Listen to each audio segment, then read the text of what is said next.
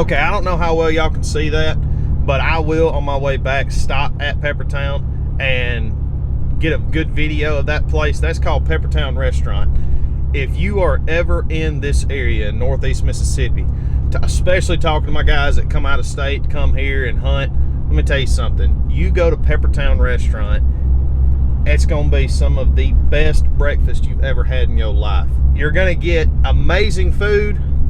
There's probably going to be 2 to 3 women in the back cooking you food that are going to average probably no less than 75 years of age, and it's going to be phenomenal.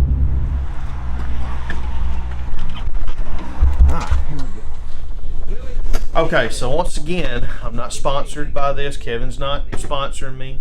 I just love him to death, and he loves me. Not in that kind of way. But anyway, what I'm going to do is I'm going to go over the Mississippi primitive weapon, okay, which y'all are going to laugh at this for my non-Mississippi folks because it's not very primitive, I'm going to be honest. But I'm going to go over exactly what that is. So if you ever come over here and you're hunting and you see primitive weapon, you're not in trouble and you're not disappointed either because you brought a bow or a muzzleloader. All right. So in the state of Mississippi, you've got a gun season, a primitive weapon season, and a bow season. Now you can hunt with a bow from October 1st to January 31st. But in these gun / primitive weapon seasons, you better be using the right one, or if you get caught, I'll just say it's a hefty fine. So we're going to start with the largest cartridge, which is going to also equivalent to the most drop, which is going to equivalent to the less distance you can shoot, and we're going to work down to the smallest, which is going to be right the opposite. So the largest is going to be your 45-70 right here. Okay, this gun, if I'm not mistaken, let me get my reference right here. So this gun is going to roughly shoot a 325 grain bullet, okay, and it's going to be, if you sight this thing in at 5.5 inches high at 100, you're not going to have a lick of drop at 200. Okay, I'll just tell you, most people are not shooting this thing around here in Mississippi over 100 yards. At 300, it's going to drop 2 feet, 23 inches. Okay, just shy of 2 feet, but you get what I'm saying. This gun is really good from my personal experience. And by the way, I'm going to be speaking on everything when it comes to any kind of opinionated statements I make are going to come from my personal experience. The 45-70 is going to be the gun for 100, 120 and in because you're not going to have a track job. Whatever this hits, it's going down. If it doesn't go down, it's either going to run 30 yards and drop, or you've shot a moose that somebody's just so happened to, bring in here illegally. All right. The next gun, which I don't have, is going to be the 444 Marlin. Now, my uncle's boys, and my brother all have shot the 444 Marlin. It's going to be a little bit in between the 45-70 and the 35 Whelen when it comes to distance and knockdown power. If you sight this thing in at 100 yards, 3 inches high, you have 1.5 inches of drop at 200. At 300, 18.6. Okay, this gun is kind of the sweet spot. A lot of people around here use it because of that. Because once again, most people around here are not shooting over 100 yards, and they want something that they can reach out a little further if they have to, but they still want the most knockdown power, best bang for their buck. That's going to be the 44 Marlin. So I don't have that, but I will show it in the video just to kind of give you a picture of what you're looking at. Next, my personal gun, this is it right here. This is the 35 Whelen by Harrington and Richardson.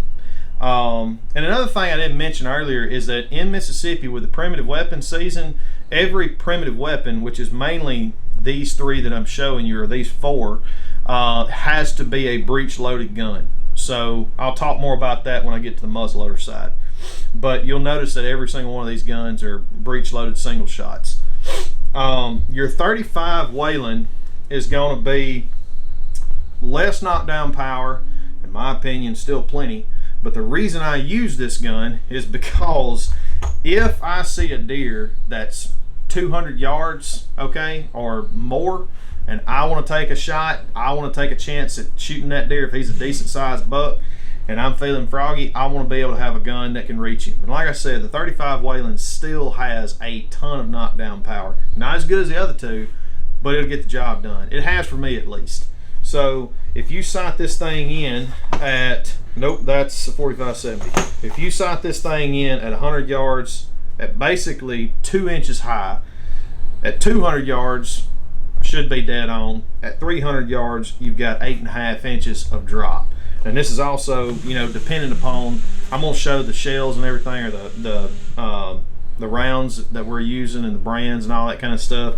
All that kind of stuff does go into effect. And if you're watching this and you're a new person to hunting, every gun shoots differently with a different brand, a different grain. So the best thing to do is try a few different grains, try a few different brands, and see what works best with your gun.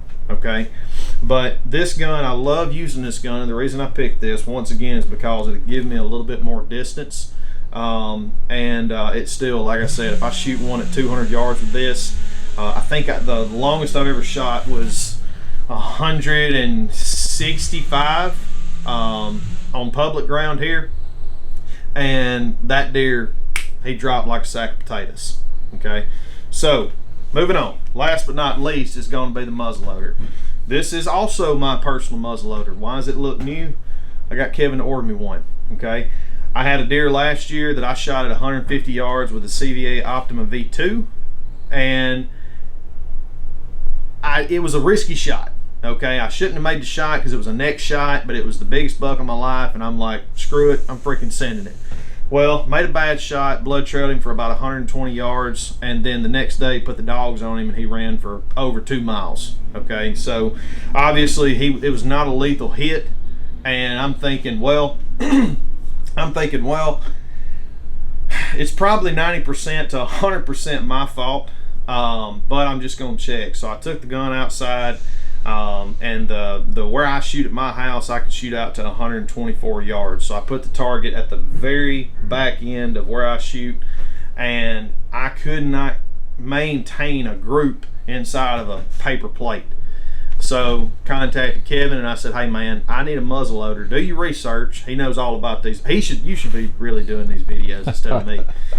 But he's very good with the ballistics and all that kind of stuff. And I said, man, I need a gun. I need a muzzleloader specifically that I feel comfortable out to 150, even 200 yards. Just in case I do have to make that shot, I don't have to be mentally messed up wondering, is this round going to be accurate where I'm shooting? Okay, I need to have full confidence in that. Which brings me to another point. Some places in the state of Mississippi, during primitive weapon season or during gun season, you are only allowed to hunt with a muzzleloader or a slug shotgun. Okay, and here's the thing that I was going to come back to that I said earlier as far as the muzzleloader goes: the breech action, or the breech loaded. It has to be a break action, breech loaded muzzleloader. You cannot have one of these new, really awesome bolt action, bolt loaded, whatever muzzleloaders. I talked to a game warden about that a few months ago before I had this ordered, because that online had the best reviews for accuracy and long distance shooting and all that kind of stuff. And he said, well, if you buy one, you get caught with it, we got to take it from you and give you a ticket. So I'm like, okay, John boy, well, I'm not going to do that. I'm going to get this one. But this gun right here, the muzzleloader, what I shoot are these white hots right here. The reason I shoot the white hots is because in Mississippi you can load pellets. You don't have to do straight powder.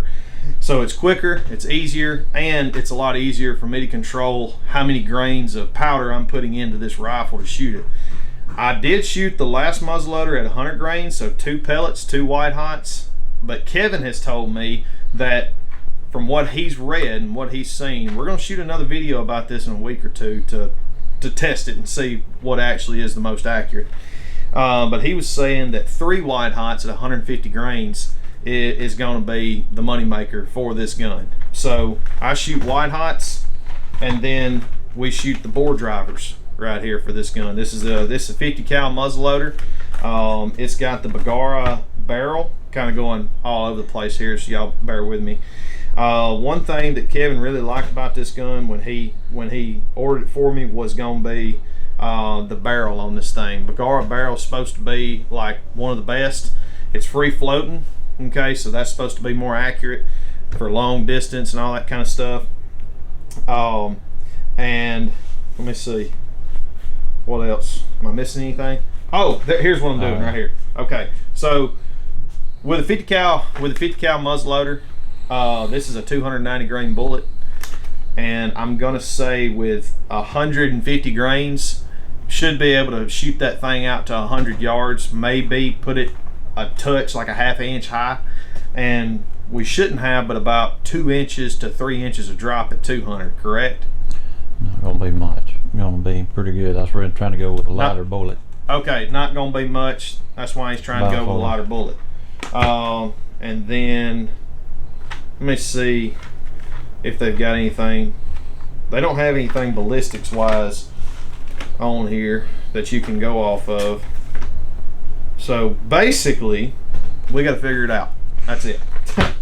But anyway, so we went over the 4570, the 444, the 35 Whelen, the muzzleloader, and like I said, obviously in Mississippi, primitive weapon season or not, you can hunt with a bow year round. So if any of you guys watching this, if y'all ever want to come to Mississippi and hunt, first of all, if you live in the Midwest, stay there because you got better deer. But anybody else, if you come into Mississippi to hunt, you definitely know the laws. But these are the guns that you can shoot. Okay, those 4 guns can pretty much get you anywhere during the primitive weapon season, and that's, you know, that's going to be the breakdown of them. That's my personal experience with them. I don't have personal experience with a 444, but my brother, uncle, his boys do. One of my best friends, Tyler Hines, that's what he shoots. He's had a lot of good success, but I think that's more so because he corns them. Okay. Anyway, no, I'm just kidding. Yeah, so that's pretty much it. If y'all have any other idea from my Mississippi natives of a caliber that I didn't go over that you can legally use during the primitive weapon season, please, please, please drop a comment and let me know, because if there is a better caliber that is more reliable, shoot further, whatever the case, that you can use, let me know, because I need to get it. All right. Hey, appreciate y'all. Y'all have a good one. We'll see you on the next one.